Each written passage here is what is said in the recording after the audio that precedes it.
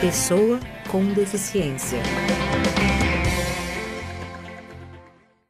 Hoje, o assunto do quadro Pessoa com Deficiência é a distrofia muscular de Duchenne, que é uma doença hereditária e degenerativa. Acompanhe a reportagem de Huerto Araújo. Os primeiros sinais são moderados e podem começar a aparecer com meses de vida. A mãe, a dona de casa, Albenísia Melo, desconfiou que havia alguma coisa diferente com o Breno quando ele tinha 9 meses. Passou por muitos médicos, mas só descobriu que ele tinha 3 anos depois. Primeiro filho, inexperiente, com uma criança que a gente não sabia um diagnóstico. Ficamos, bem dizer, 3 anos esperando por um diagnóstico errado, porque ele pensava que ele tinha problema no fígado. Na verdade, era uma doença neuromuscular, que foi descoberto após no dia do aniversário dele, de 4 anos, e a gente teve o diagnóstico de Duchenne. O Breno nasceu com distrofia muscular de Duchenne, um distúrbio genético que afeta os músculos do corpo, provocando fraqueza muscular progressiva e crônica. A Albenísia demorou 3 anos para ter o diagnóstico correto do Breno. Mas, com certeza, muitas famílias que estão nesse momento vendo essa reportagem ainda estão na dúvida e podem demorar ainda muito mais para descobrir, principalmente por falta de um atendimento especializado aqui no Maranhão. A gente procurou tratamento aqui em São Luís, só que aqui em São Luís nós não temos tratamento. Aqui em São Luís nós não temos um médico especializado em doença neuromuscular. Então passamos um ano e meio aqui em São Luís sem diagnóstico nenhum, parado. Ele fazendo só a fisioterapia. Foi quando a gente descobriu a doutora Ana Lucelange em São Paulo. Nós fizemos uma rifa com a ajuda dos familiares, dos amigos, e levamos ele a São Paulo há 3 anos atrás. E lá, o que aconteceu? Lá, fechou o diagnóstico mesmo de Duchenne, e lá ela passou todas as medicações e os exames que ele tem que fazer para ele ter um acompanhamento paliativo. A professora Valéria Santos demorou mais tempo para ter o diagnóstico certo do filho Alexandre. O filho já tinha 6 anos de idade quando os exames revelaram que ele tinha a distrofia muscular. É difícil, a sensação que a gente tem é que a gente não tem chão, né? Acabou tudo. Inclusive a forma como eles entregam para nós esse diagnóstico, né? É como se a vida do nosso filho se encerrasse ali. Isso por conta da falta de informação, né? Mas depois que a gente absorve, né, a gente precisa entender quais são as adaptações necessárias que a gente precisa fazer na nossa vida para acompanhar aquela criança que tem uma doença rara e aprender a viver com essas dificuldades, né? Nós temos que, eu chamo, a partir do momento que nós tivemos o diagnóstico de Alexandre, eu digo que nós tivemos que renascer. Hoje, com 10 anos, o Alexandre já precisa de ajuda da cadeira de rodas. A mãe, a professora Valéria Santos, diz que a família ainda enfrenta dificuldade para encontrar o atendimento adequado em São Luís. Nós não temos um profissional ou profissionais que façam o acompanhamento dessas crianças aqui. Aqui no estúdio, eu converso sobre esse tema com a médica geneticista Maria Juliana Rodovalho Doric e também com o defensor público estadual Joaquim Gonzaga de Araújo Neto. Bom dia, doutora. Bom dia. Seja bem-vinda. A senhora que está participando do quadro Pessoa com Deficiência neste mês de fevereiro para falar desse tema tão importante que é a distrofia muscular de Duchenne. Muito obrigada pelo convite. Mais uma vez agradeço a oportunidade de estar falando sobre uma doença rara. Lembrando que estamos em fevereiro, que é o mês da conscientização internacional sobre as pessoas com doenças raras e que o objetivo principal sempre é o diagnóstico precoce para que tenha um tratamento de qualidade. E aí nós temos que conversar bastante sobre essa qualidade que vem sendo oferecida em termos não só das iniciativas para o diagnóstico, mas também para o tratamento. E o nosso objetivo é ter centros de referência habilitados para diagnóstico e tratamento de pessoas com doenças raras, conforme a portaria assinada pelo Ministério da Saúde em 2014. Hoje ainda é difícil o diagnóstico aqui no Maranhão? Nós temos que ter, para funcionar isso muito bem, nós temos que ter referenciamento e o contrarreferenciamento funcionando. Então, a primeira coisa para suspeitar de uma doença, para diagnosticar uma pessoa com doença genética é suspeitar. E para suspeitar, a gente precisa de uma atenção básica, aquela que faz todo o histórico familiar, que desenha o heredograma, que procure saber quantos casos tem na família de algum problema semelhante, que acompanhe a caderneta da criança, que veja os marcos do desenvolvimento, que observe todo o crescimento. Então, tudo isso é importante para que a gente faça um diagnóstico e tem que ter para onde referenciar, né? E esse local que recebe as crianças precisa ter acesso à questão dos exames necessários para confirmação diagnóstica. Então, uma vez que a gente confirma o diagnóstico, essa pessoa tem que ser inserida num tratamento.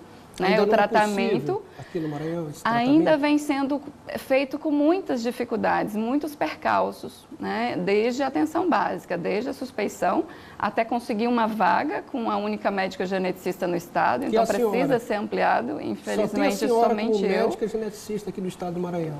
Já são 10 anos como a única médica geneticista no estado do Maranhão. Nós temos médico maranhense agora, que terminou a residência médica, que já concluindo o mestrado, e que provavelmente é um alento para que a gente possa pensar em aumentar realmente esse nosso quadro de pessoas que atendem pessoas com doenças raras. E a senhora atende também ao hospital público, doutora? Sim, eu atendo no particular e atendo também ao hospital público da rede estadual, né? Tanto na maternidade de alta complexidade do estado, em que é possível, desde a gestante, que ser encaminhada para o acompanhamento já no pré-natal, e também a parte de acompanhamento das crianças que vão para o também para o estado em termos de serviço do Hospital Infantil Juvencio Matos. Vou conversar também com o defensor público Joaquim Gonzaga de Araújo Neto, o senhor que pode defender então essa pessoa que tem a distrofia muscular do Duchenne. De que forma a defensoria pode defender essa pessoa? Perfeito. Antes de qualquer coisa, obrigado pelo convite, Soares. A Defensoria Pública, através do Núcleo de Defesa da Criança e Adolescente, vem desde 2017 dando uma atenção especial a um grupo de mães que buscou a Defensoria, enfrentando uma série de dificuldades, tanto no diagnóstico, como no tratamento, no acompanhamento dos seus filhos que possuem essa doença. E a Defensoria Pública, ela tem orientado essas mães para que se agrupem no modelo de associação, para que possam ter uma voz muito maior perante as instituições, e a Defensoria também tem acompanhado de forma individual os casos, propondo as ações necessárias para o fornecimento de medicamentos, de cadeira de roda, para o tratamento fora do domicílio, que às vezes tudo isso é conseguido através de um processo judicial. No caso, elas vão até a Defensoria para que o senhor possa agir. Perfeito. Elas procuram a Defensoria inclusive tem um procedimento coletivo administrativo instaurado para que a gente junte todo esse material do atendimento dessas mães, que nós acreditamos que é um grupo muito maior do que esse que procura a Defensoria, para que a gente possa no futuro, inclusive, propor uma ação coletiva na tentativa de resolver os problemas enfrentados por essas mães, que são os mais variados, desde o diagnóstico, a medicamentos, ao acompanhamento por equipe multidisciplinar. Essas crianças precisam de fisioterapeutas, terapeutas ocupacionais e pessoas qualificadas. E uma das maiores entraves que nós enxergamos é a falta de informação. A sociedade não conhece, portanto, não tem como suspeitar que tenha dentro de casa um caso como esse. Os profissionais de saúde não conhecem, também não são qualificados e preparados para dar assistência devida, e há uma carência muito grande. Mas mesmo assim, algumas conquistas já foram registradas? Sim, nós sempre temos alcançado, nós temos buscado, nós buscamos também a via administrativa, através de ofício, de diálogo pessoal com a Secretaria de Saúde do município, Secretaria de Saúde do Estado, e a gente tem conseguido, sim, avanços. Doutora Maria Juliana, agora eu queria saber também da senhora essa questão do tratamento, né? Os pais, eles estão procurando outros estados para tratar as crianças? Vem acontecendo de não ter a capacitação adequada da equipe que vai desde a reabilitação, né? Nós precisamos que tenha-se a orientação sobre doenças específicas. Então, no caso de Duchenne, que é uma distrofia muscular, a forma do trabalho da equipe de fisioterapia, o acesso a algumas órteses que são necessárias, e mesmo a equipe multiprofissional que existe no Estado, ela não está alocada no mesmo, assim, a gente está falando de pessoas que têm dificuldade muitas vezes de deambular, ela precisa ter uma acessibilidade. Então, não é factível que essa equipe esteja dispersa em vários centros. O ideal é que você tenha um centro em que concentre tudo que é necessário para essa pessoa, em que ela possa passar pelos diversos profissionais, já que é uma doença multissistêmica. Então, no caso, a distrofia muscular, essas crianças elas necessitam do cardiologista, do pneumologista, do neuro, né, da equipe de reabilitação, incluindo fisioterapia, terapia ocupacional, fonoaudiologia, nutricionista, o endocrinologista, já que o tratamento padrão ouro ainda é a corticoterapia, pelo menos para a maioria dos casos, e essa corticoterapia que prolonga a atividade de vida diária dessa criança, mas independente, por até 5 anos já foi provado que demora mais a necessidade de uma cadeira de rodas. Então, se fizermos o tratamento adequado, com certeza nós vamos ter uma outra história da evolução da doença. Espaço aberto para o governo do Estado, para o poder público, também poder se manifestar aqui no quadro Pessoa com Deficiência sobre esse assunto levantado hoje aqui no quadro Pessoa com Deficiência. Doutor Joaquim, e como uma pessoa pode ter acesso à Defensoria Pública? Bom, a Defensoria Pública ela funciona das 8 às 17, no horário normal, e funciona também em regime de plantão, 24 horas. Nós estamos na Rua da Estrela, número 421, no centro, à disposição para o atendimento dos pais que, porventura, necessitem de algum atendimento, né, aos seus filhos. E a Defensoria Pública ela se propõe à resolução extrajudicial como forma mais efetiva no primeiro momento, e não havendo essa condição, a gente judicializa as ações, vai ao Poder Judiciário que tem dado a resposta devida para os casos. Nesse caso específico, é preciso que se diga que a Defensoria Pública, inclusive, inspecionou o centro de atendimento, nós temos visita ao centro o dia, conhecendo os locais de atendimento da fisioterapia, da fonoaudiologia, da terapia ocupacional, enfim, buscando sempre uma melhoria desse serviço para que haja uma adequação realmente à necessidade específica dessas crianças e adolescentes. E só tem então agradecer ao senhor por essa entrevista aqui no nosso quadro Pessoa com Deficiência. Nós que agradecemos a oportunidade, estamos à disposição. Doutora Juliana Rodovalho, eu gostaria também que a senhora falasse sobre prevenção da distrofia muscular de Duchenne. É possível?